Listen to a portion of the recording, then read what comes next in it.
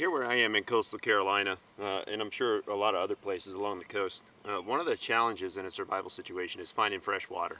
I mean, it does rain enough to where I can catch it. There's enough vegetation to where, I can use solar stills, both below ground and above ground. I can use vegetation transpiration.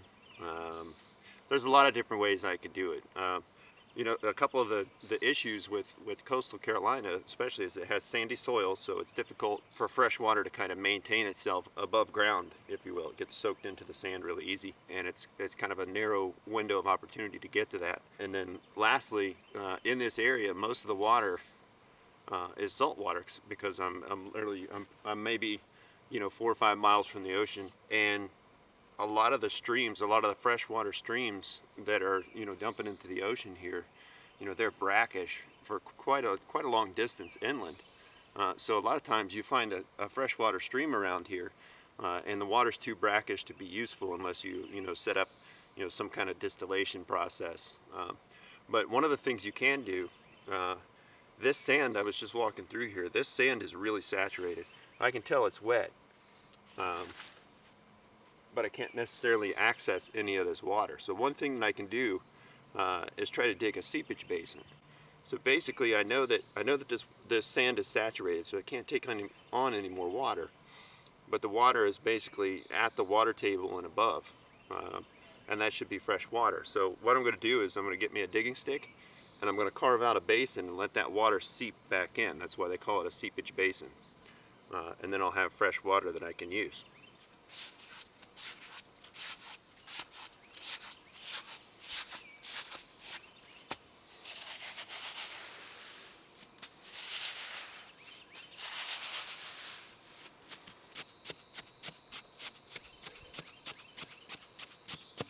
So what I'm trying to get to is, I'm pretty certain, because I see it around here, I see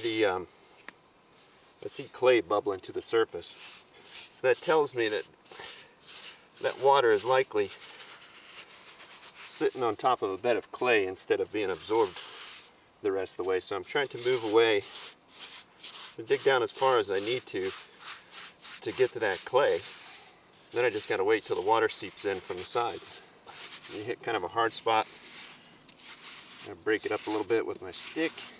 Now if I hit the clay bed early, if I hit it within the first few inches, then for maximum efficiency I would just make a wider hole so it has more of a larger container for the water that's going to seep in. Starting to get down to some clay here. I'm about, I don't know, 8 to 10 inches deep here. Alright, let's let that work for a little while. Now, you can actually see the water seeping in here. And that water is seeping in, and the sand is going to settle to the bottom. And if we're lucky, it doesn't cave in. But that water should sit right on top of that sand, and I should have water that I can come in here and procure and go out and boil it to purify it. Alright, let's check out what we got here. Got a little bit of a cave in here, which I can get rid of. It's been about an hour. I've been doing some other things. And of course we've got the sand down in here from where it caved in. I can just scoop that out. But I've got probably, I don't know, a good half gallon of water in here, and it's dirty, so I'm still going to have to filter it. I'm still going to have to purify it. But I've still got water to use. And that's been about an hour, so let me get another cave. So I can come over here and take off what I need. I mean, I've got, like I said, probably a good half gallon going right now. And I can take that and I can purify that. And then I've got some water to drink, and this will continue to fill up for me.